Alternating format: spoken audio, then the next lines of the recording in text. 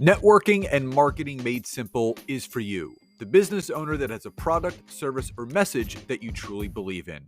My name is Scott Aaron, and each week we'll take a behind the scenes look at real world networking and marketing tactics while leveraging LinkedIn to get what you have in front of many more people.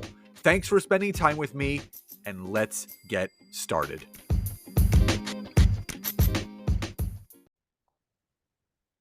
Hey, everybody, and welcome back to another episode of Networking and Marketing Made Simple. Super excited for today's interview episode because we're going to be talking about one of my favorite topics, which is marketing. Obviously, you have heard myself and Nancy talk about how important it is to market yourself, market your business, market your services.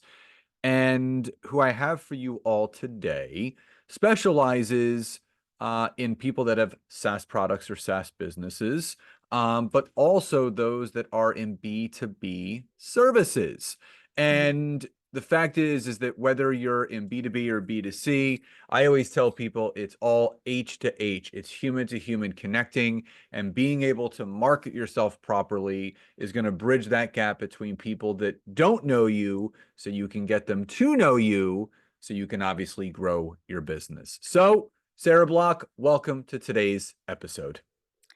Thank you for that introduction. I couldn't agree with you more that it is human to human, and you really need to bring all of those elements into your marketing. Absolutely. It's one of the most powerful, I would say, marketing tools that we have. Just people are not using it enough. And when they do, that's when you really see those results within your business. So, Sarah, before we dive into all of obviously the things that really make you stand out as an expert in the marketing space, specifically for people with SaaS products and B2B services, if you could personally rewind the tape of your entrepreneurial and business journey and press stop at a particular point in time where you really feel that was kind of the it moment for you or catalytic moment for you that gave you obviously the confidence to go down this path that you're now currently on into the future. I already see your eyes going. So what was that moment Yeah. for you? Well, can I pick two moments? You could Because, pick as many as you want. okay. So the first moment that just highlighted to me that I had a framework that would really help people that are in the B2B service space and it's founder led marketing. They don't have a marketing department. It was when I was working for a 7-company group and I was a 1-person marketing department, completely overwhelmed, and just felt like I was set up for failure. There was no way I was going to make 7 presidents happy. So, after crying in my cubicle, I started building out the framework that I use with my clients today that allowed me to just streamline everything and make sure that we were hitting on the most important things, and that was generating new clients. So I use that framework with my clients today, and that was over a decade ago when that happened. So that was like the first moment. But I think what you mean is the confidence to go on an entrepreneurial journey, which was a whole other thing. And that didn't happen until 4 years ago when it was September 2020. So it was in the middle of COVID. And I had enough clients in my freelance world to make up my salary. And my kids were going to be stuck in virtual school. So I thought, well, this is the moment. If I could be a chicken forever and just decide that I'll never be ready, or I could do it now because I had the contracts signed, sealed, delivered. It's interesting. My wife and I always talk about, um, overwhelm and how that could be such a thing that really causes that analysis paralysis and really kind of, I mean, I couldn't even imagine, being a part of that situation where there were 7 different people and you were just a team of one having to Yeah. try and keep everybody happy. But I would say the bigger thing that I'm curious to know is what if you had to put your thumb on the big learning experience from that that helped you do everything that you're doing with your tiny marketing company right now? So she doesn't have a tiny marketing company. Her company is called Tiny Marketing. So Yes, it I just want to is. clarify that. Uh, if you could put your thumb on something that you learned or a big lesson or takeaway learned from that experience that allowed you to kind of grow everything that you're growing with Tiny Marketing, what was that lesson that you really learned in all that? Yeah, the true lesson is to look at what is working today. How did we get all of our clients? And replicating it in a scalable way. So, for example, like for them, it was all about the relationships that they had pre established, but those dry out and people move into different companies. So, you need to be able to replicate building those relationships in a systemized way. So, that was the biggest lesson is look at what is working today. How do we systematize it and make it on autopilot so we can replicate it? Now, let's talk about marketing in general. I think this is still to this day, it's a huge topic. It's, I would say, ever evolving, much like a lot of things in business. Marketing is one of those things we're always trying new marketing tactics, new marketing strategies, new ways of getting in front of people. If you had to think about the biggest mistake that an entrepreneur or business owner makes when they're stepping into the marketing realm of growing their business, what's the most common mistake that you see people making? Yeah, the thing I hear the most is that they're afraid to create content. They're afraid to show up because I think it feels cringe to them, honestly, because a lot of them aren't in the marketing world. So they're afraid like their family and friends are going to see their marketing and be like, ugh, but really you're doing it for your dream client. They're not in your marketing. You're adding value to them, you're teaching them something. And your goal should be to bring that relationship a little bit closer with every interaction. My goal is I want you to feel like we're friends in the end and you're comfortable coming to me. Yeah, I think bridging that gap so people can get to know, like, and trust you better is going to just make the whole process easier. But I could not agree more. So many people have this, I would say, narrative around creating content. I don't know Mhm. what to say. I don't want to sound stupid. And the fact is, there's keyboard warriors out there no matter what. And you're not meant to please everybody. Yeah, But, creating content, and that's what I love about creating content for social media. I think people don't realize how much of a gift it actually is because they're all free. You don't have to run ads. When you yeah, open up a LinkedIn account, a Facebook account, an Instagram account, a TikTok account, a YouTube account, you're not handing over your credit card to do so.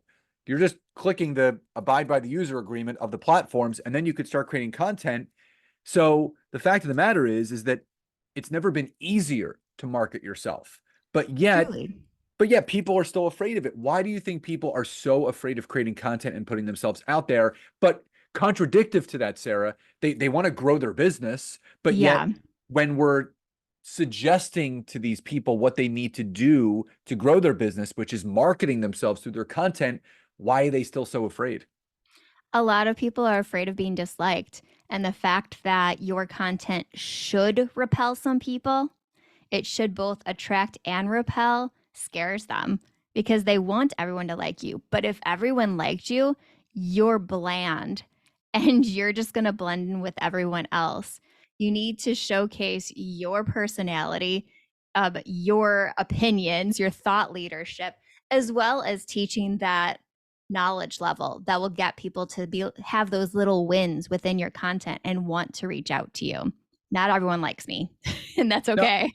well, I love that take because I've actually never heard that before, but I totally agree because my wife and I always talk about, that you hear this all the time from people. I just want to help everyone. I Yeah. just want to work with everybody, right? So then you end up becoming this chameleon in business where you're working with the wrong people. You're not getting them the right results. You're not getting the know, like, and trust. You're not getting referrals from those people. Mm-hmm. But that also goes back to the point that you made, that the content that you create should pull those that should be working with you closer, and pushing those that should not be anywhere near your business, your product, your services, or your offering, as far off that cliff as possible. And I love that. And I don't think, you could talk about niching down and all that stuff, client avatar. But the fact of the matter is, the messaging that you have within your content, whether it's written or video, to your point, should attract the right people and should repel the wrong people. So it brings up another interesting topic that I just spoke about, is being a people pleaser in business and the fear of niching down. And again, you've niched down. Like, it is clear on Yes. your website. You work with B2B services and SaaS businesses. So why do you feel people are still so, I don't want to use the word afraid, but you hear that some people say, oh, if you continue to niche down, you're going to niche yourself out of business, which I couldn't agree like less with, Me because either. the fact is that, my wife and I, we've continually niched down. And guess what's happened? Our business has continued to grow because we know who we should be serving and who we shouldn't be serving. So why do you think people still are hung up on this whole niching down and whether you should or shouldn't do it, when you and I both know it's so crucial to niche down so you are marketing to the right people and not the wrong people? Yeah, it makes well, one, people are afraid of it because they think that their offer could serve everybody. It could help anybody, and I don't want to exclude anybody. However, when you do that, you are, I'm going to say, de-optimizing your services because you have to recreate every single time. And on top of that, your messaging is going to be so broad, you're not going to attract anyone. By niching down, you get the hand raisers because you're speaking directly to that person. And if you're afraid of it, just look at the people you've worked with before and think, who had the easiest transformation? Who did I serve that had an amazing result? Those people, find their clones and keep working with those people because they're the ones that are going to give you referrals because they had that amazing transformation. No, I love that. And again, I don't think people put enough positive weight on referrals. And, my wife and I get referrals every single week, and that's just a reflection upon the quality work and results that we're getting for the people that we work with. So let's talk about you and your ideal client and target market. How did you end up coming to land on, you know, I love marketing. Obviously, everyone could use it, but I really want to work with, B2B service, businesses and SaaS products, because, not everybody wants to work with SaaS. I mean, my wife and I have a SaaS product. We also have B2B services. So how did you end up landing within those two specific niches, and how do they overlap together? Yes. Well, one, SaaS is solving a problem and so is service. So in both of them, you're marketing your expertise and how you solve problems. So that's where it overlaps. But I landed there because I started broad intentionally and I sold a lot of gateway offers, wedge products, entry offers, whatever you want to call them. I sold a lot of them broadly so that I could better understand who was getting the best transformation. And as I did that, I was able to narrow and narrow and narrow and say, it's really easy to sell to this group of people because they're getting the best results from it.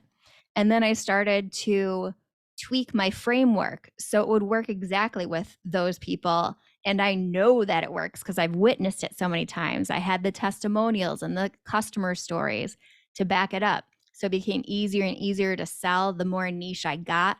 But that was because I started broad and I did a lot of like low ticket, high value offers so I can interview all of those different groups and understand what they needed.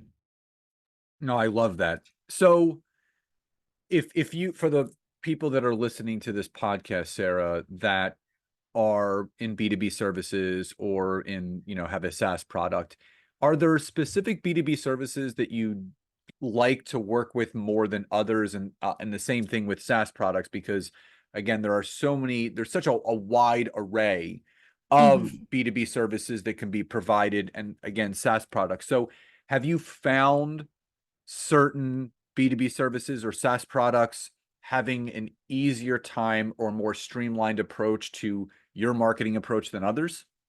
Yeah, I personally like working with business services and consultants because I have seen how easily this works for them. They're able to get wins immediately.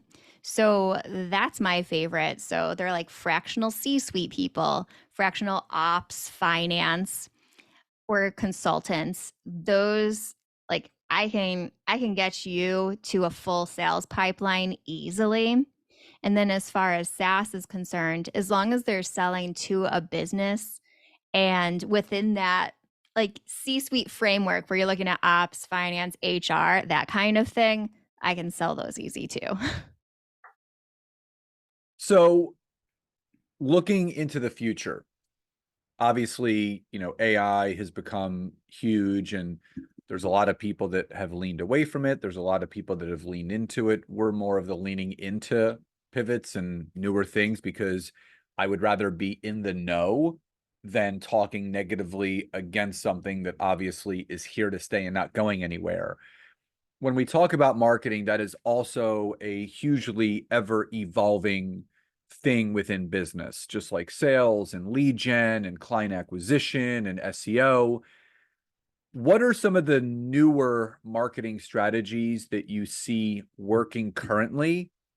But more importantly, what do you see on the horizon? Like what is to come in the world of marketing for not just B2B services and SaaS, but marketing for businesses in general?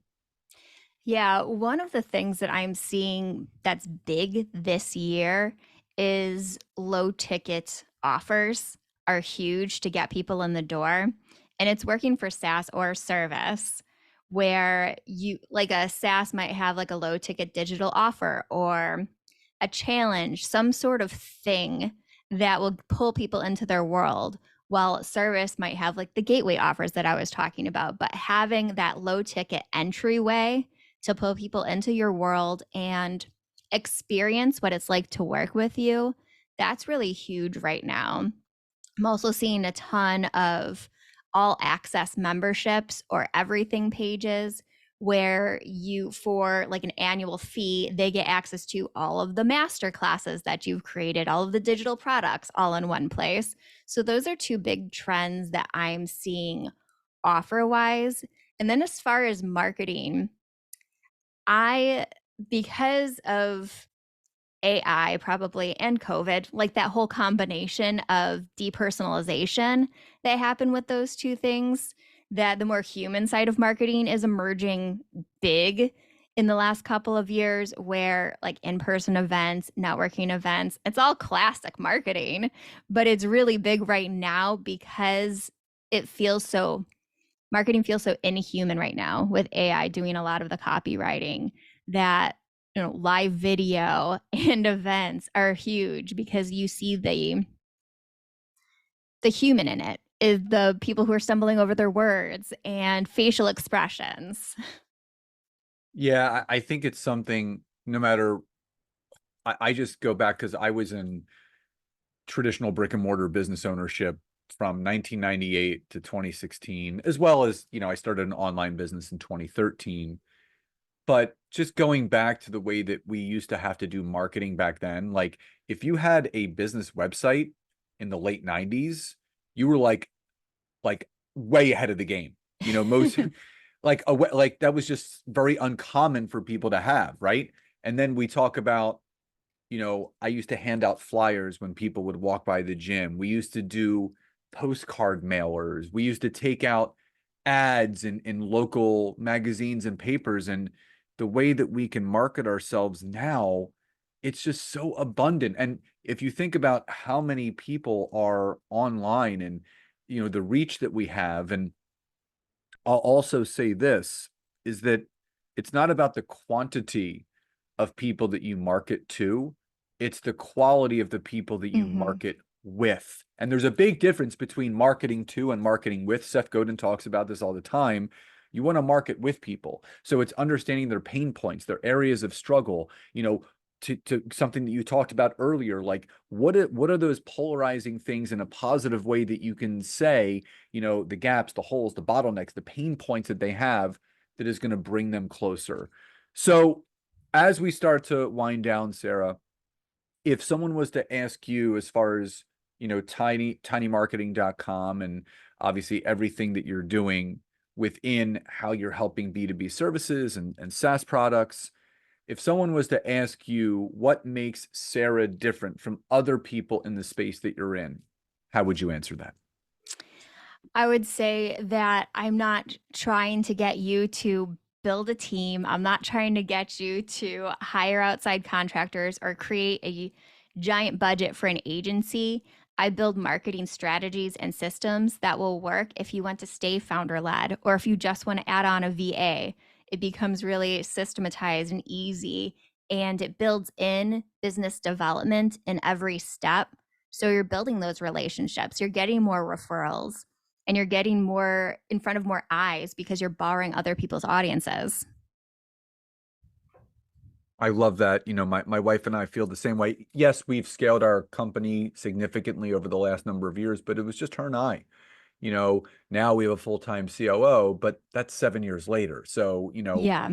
you hear the notion all the time. People see the glory, but they don't know the story. And we see and hear so many horror stories of people that have grown and scaled too quickly, have brought in too many people, full-time employees, and then they have to fire them all later because they can't afford it because their monthly revenue is, not producing what their expenses are.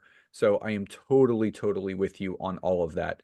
Now, Sarah, obviously I always like to direct the right people to the people that come onto the podcast. So for the people that are listening to today's episode, who are the people that should reach out to you as far as if they're needing any marketing help with what you can provide?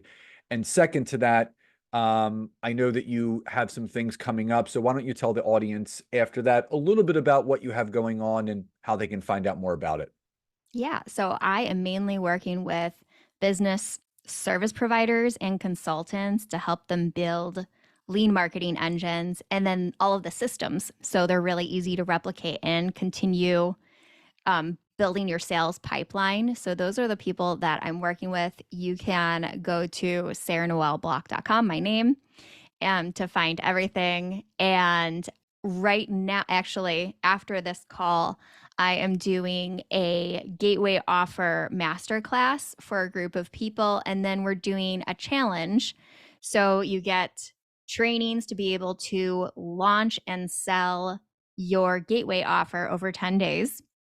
So this one's live, but it will be available on demand and evergreen for anybody who wants to join here, since this will probably be published after the challenge. Awesome. Yes, it will be, but for anyone that's listening, you're going to be have access to all that. And if you're going to go to sarahnoelblock.com, it's Sarah with an H, not just an Yes. A. It's SARAH, noelblock.com. All that information will be in the show notes, the description of the episode, and the email that goes out to all of you. So you're not going to have to look too far. So, Sarah, final question before we sign off today. What does success truly mean to you? Freedom. I'm It's a good, probably not the first person to say that, but freedom in my time, freedom in who I work with, freedom in where I work. awesome. I love that. And I think what people need to understand is when you can build something that doesn't feel like work, as the notion goes, you'll never work a day in your life when you love what you do. But also live to live, don't live to work. Yeah. My wife and I have scaled our business where we work 3 days a week. And again, if we need to do something on those days off, whether it's personal appointments or we need to do a little bit of extra, foundational stuff for the business, we have that flexibility. and we can go away for 4 or 5 days and work from the beach or wherever we want. And it's that kind of freedom and that's kind of flexibility that we want for every single person out there. So, Sarah, I just want to thank you again for being here today. Just grateful for you and all the wisdom that you shared with my audience today. So thank you again for being here. Thanks for having me. So again, all the information about Sarah, her challenge, and her services will be in the show notes, the description, and the email broadcast that goes out. And please don't forget, support the podcast, leave us a rating and review. Let us know what you would like to hear more of. So everyone, I hope you enjoyed today's episode. Love and gratitude, and I'll talk to you next time.